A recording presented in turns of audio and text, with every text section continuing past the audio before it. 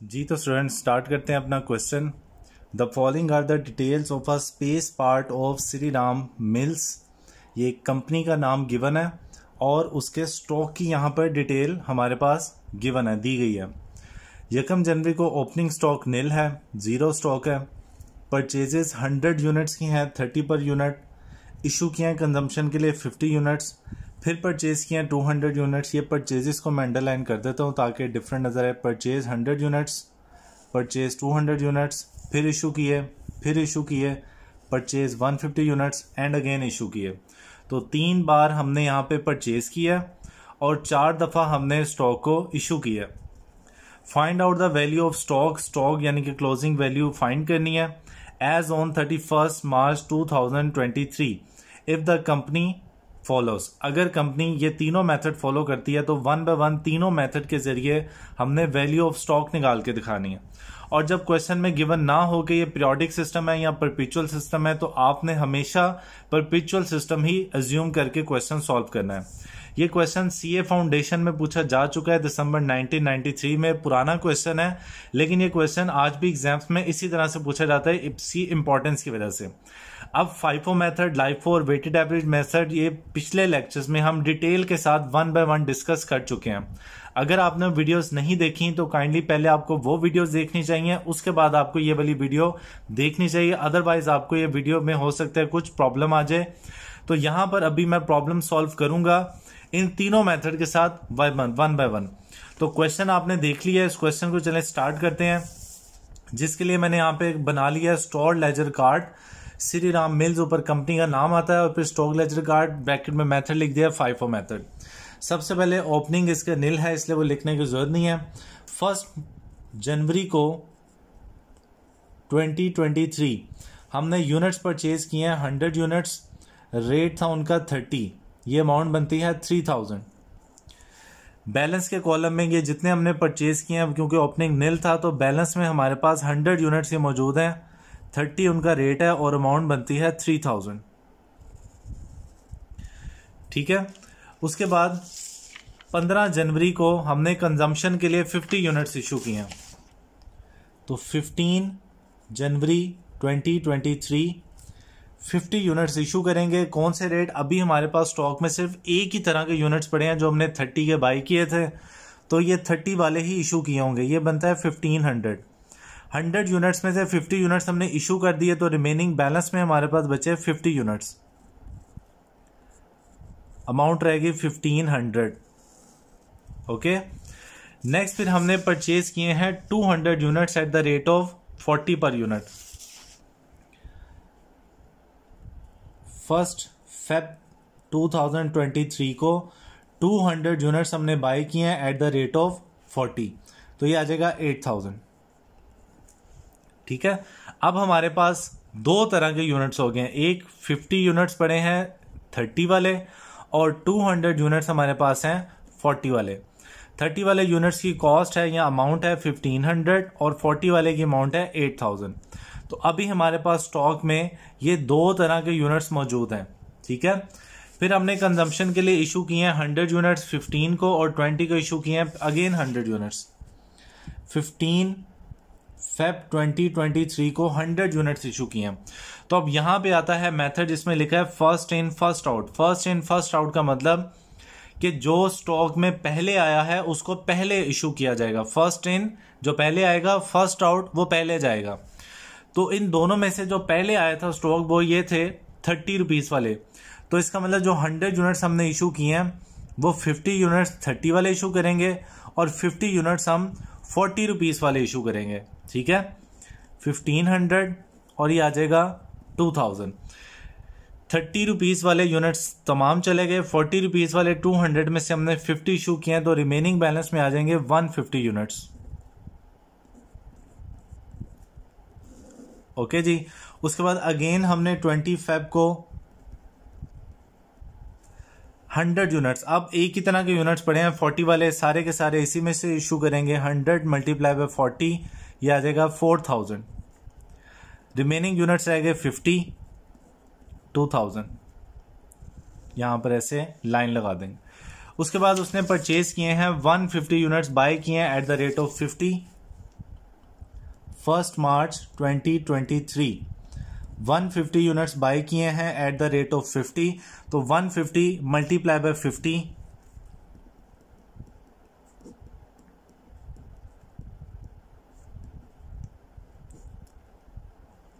ये आ जाएगा जी 7500। ठीक है, अब हमारे पास दो तरह के यूनिट्स हो गए, एक 50 यूनिट्स हैं 40 रुपीज वाले, और 150 यूनिट्स मजीद हमारे स्टॉक में आए हैं 50 रुपीज वाले, तो टोटल अमाउंट हो गई 7500।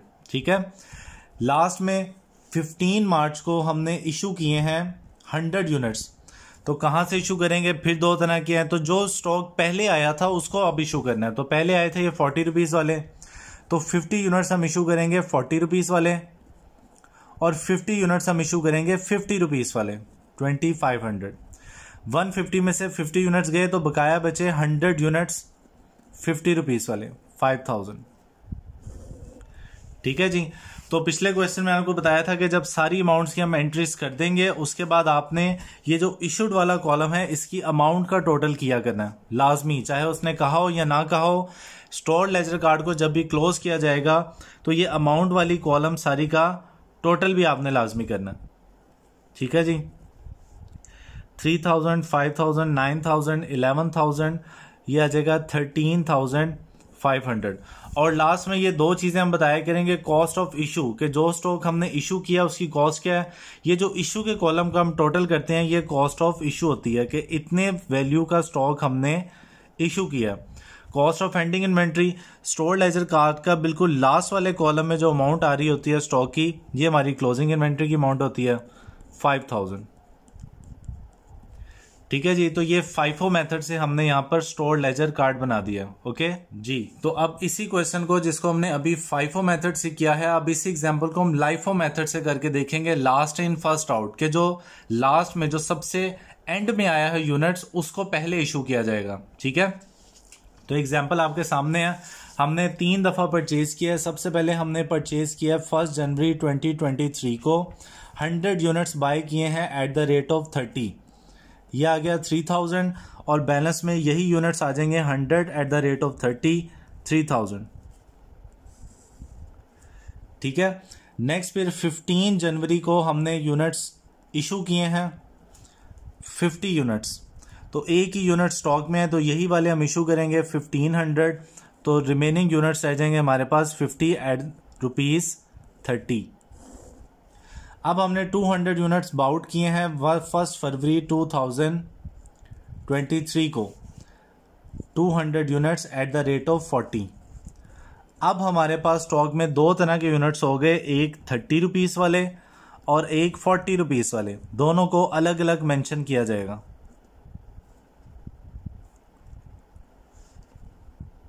ये अमाउंट है 1500, 8000। कैलकुलेटर यूज ना करने से मिस्टेक होती है, आपने स्टूडेंट्स अकाउंटिंग करते हुए कैलकुलेटर लाजमी इस्तेमाल किया करना। अच्छा जी, उसके बाद ये देखें 15 फरवरी और 20 फरवरी दो हमने इशू किए हैं 100 और 100 के।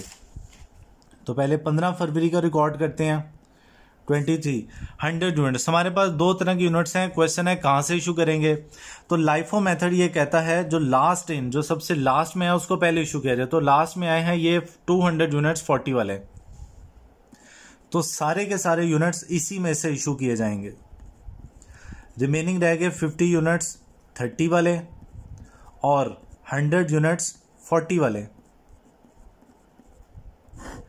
फिर 20 फेब को दोबारा से 100 यूनिट्स इशू किए हैं और ये 100 यूनिट्स भी जो लास्ट में यूनिट्स आए हैं वहीं सर इशू करेंगे, तो ये आ जाएगा 4000। अब हमारे पास सिर्फ एक यूनिट्स बचे हैं 30 रुपीज वाले 50 यूनिट्स।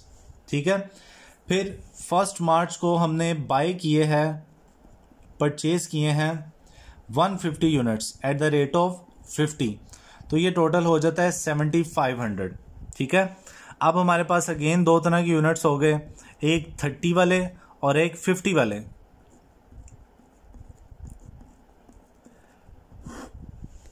फिर 15 मार्च को हमने इशू कर दिए हैं 100 यूनिट्स, तो जो लास्ट इन, जो सबसे एंड में आए हैं यूनिट्स वहां से हम इनको इशू करेंगे। सबसे लास्ट वाले यूनिट्स 150 हैं, तो यहीं से इसको इशू किया जाएगा 100 एट द रेट ऑफ 50। तो अब हमारे पास दो तरह के यूनिट्स हैं, 50 units at the rate of 30 और 50 units at the rate of 50।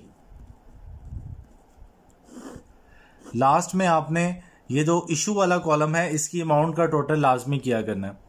4 + 4 8 + 5 13 + 1 14,500। ये जो वैल्यू आती है ये है कॉस्ट ऑफ इशू 14,500। और ये जो लास्ट में स्टॉक हमारे पास बचा हुआ है इसकी वैल्यू को एडअप कर लेते हैं, ये बनती है 4000। ये है value of closing inventory. Store laser card के लास्ट में ये दो चीजें आपने लाजमी लिखा करनी है। ओके जी, तो स्टूडेंट्स अब लास्ट में हम इसी क्वेश्चन को सॉल्व करेंगे। जो हमारा अगला मेथड है वेटेड एवरेज मेथड, फाइफो और लाइफो से कर चुके, अब वेटेड एवरेज बेसिस से करेंगे और क्वेश्चन यही वाला यूज करेंगे हम। तो इसमें 1 जनवरी 2023 को यूनिट्स बाय किए गए हैं at the rate of 30, amount हो जाती है 3000। तो 100 units at the rate of 30, amount 3000। उसके बाद 15 मार्च को हमने यूनिट्स इशू किए हैं 100। एक ही यूनिट्स यहाँ पे मौजूद हैं, इसी को इशू कर देंगे 3000। सॉरी, ये हमने इशू किए हैं 1500 और रिमेनिंग रह गए 50 units at the rate of 30, 1500। ठीक है जी। यहां से अब समझने वाली बात है वेटेड एवरेज में कि अब जब हमने मजीद यूनिट्स बाय किए हैं 200 units at the rate of 40, तो ये बनता है 8000। अब वेटेड एवरेज मेथड में आपने ये करना है कि जब भी हम नए यूनिट्स बाय करेंगे, ये याद रखिएगा कि सिर्फ बाय करते हुए करना है, पहले आपने यूनिट्स का टोटल किया करना है कि 50 यूनिट्स पहले थे, 200 यूनिट्स और आए तो टोटल यूनिट्स हो गए 250। यहां पे आपने टोटल यूनिट्स लिख दिया करने, ठीक है। उसके बाद आपने अमाउंट का टोटल किया करना है। अमाउंट है 1500 और उसको ऐड करना है 8000 के साथ। 1500 + 8000 ये आ जाएगा 9500, ठीक है। ये करने के बाद आपने 9500 को डिवाइड करना है 250 के साथ। अब मेरे पास कैलकुलेटर नहीं है इसलिए मैं अभी इसी तरह से आपको डिवाइड करूंगा, आप कैलकुलेटर की मदद से भी डिवाइड करके देख सकते हैं।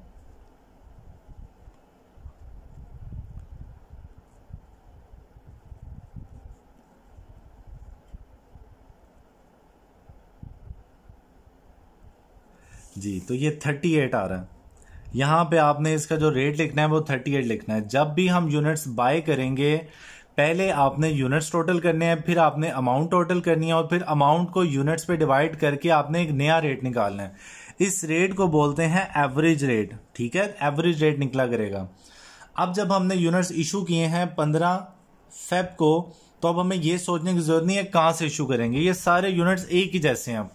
अब इसी 250 यूनिट्स में से हम 100 यूनिट्स इशू कर देंगे और रेट इसका आगे लिखा हुआ है 38, तो ये आ जाएगा 3800। 250 में से 100 यूनिट्स चले गए तो बकाया बचे 150 यूनिट्स, रेट है उनका 38। 9500 में से हम 3800 माइनस कर लेते हैं, 5700, ठीक है जी। अब 20 फेब को हमने दोबारा यूनिट्स इशू किए हैं 100, तो अगेन ये जो 150 मौजूद हैं इसी में से इशू करेंगे 3800। अब हमारे पास रह गए 50 units at the rate of 38। अब हम 5700 में से 3800 माइनस कर लेते हैं 1900, ठीक है जी। अब हमने परचेज किए हैं 150 यूनिट्स 1 मार्च 2023 को। 150 यूनिट्स बाय किए हैं जिनका रेट है 50, अमाउंट बनती है 7500। अब हमने दोबारा बाउट किए हैं, बाय किए हैं, तो पहले आपने दोनों यूनिट्स का टोटल करना है 200, फिर आपने अमाउंट का टोटल करना है 1900 और 7500 ऐड करें तो 9400 बनता है, ठीक है।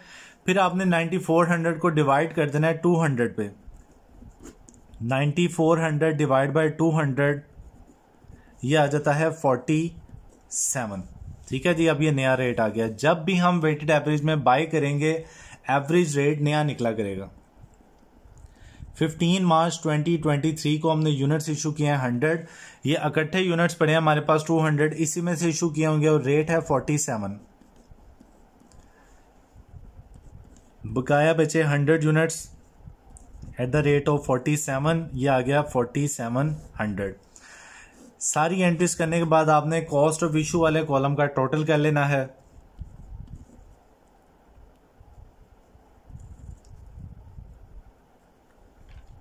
$13,800, तो कॉस्ट ऑफ इशू है 13,800 और कॉस्ट ऑफ एंडिंग इन्वेंट्री है 4,700। ओके स्टूडेंट्स, तो यहां पर हमने एक क्वेश्चन जो कि एग्जामिनेशन में पूछा जा चुका है, इस एक क्वेश्चन को तीनों मेथड से करके इसलिए दिखाया है ताकि आप तीनों मेथड एक साथ दे सकें और इनको कंपेयर कर सकें कि तीनों में क्या फर्क है। तीनों का कॉस्ट ऑफ इशू डिफरेंट आता है, तीनों का cost of ending inventory different आता है। हर मेथड के अपने अपने एडवांटेजेस और अपने डिसएडवांटेज हैं जिनको हमने इनके अलग अलग लेक्चर में भी डिस्कस किया है।